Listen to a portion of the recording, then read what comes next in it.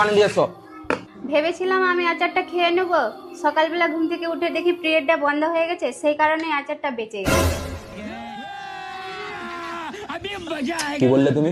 আচারটা বেঁচে গেছে। তার আগে কি বললে? পিরিয়ডটা বন্ধ হয়ে গেছে। আরে দাও, এখন আর বানাতে হবে না, এটাই খেয়ে নিচ্ছি, ঠিক আছে? পিরিয়ডটা তো বন্ধ হয়ে গেছে, কিন্তু কোমরে এত ব্যথা, রাতে ওষুধ খেয়ে ঘুমাতে হবে। আরে সরাও দেখি, কেমন যেন একটা গন্ধ লাগছে, আমার তো ভালো লাগছে না, সরাও। আজকে কিন্তু আমার ইচ্ছে করে।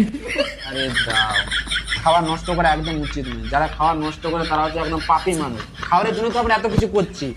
মুভি দেখতে। সরাও দেখি, বলছিলাম এসব খাবো না, যাও অন্য কিছু বানিয়ে নিয়ে এসো।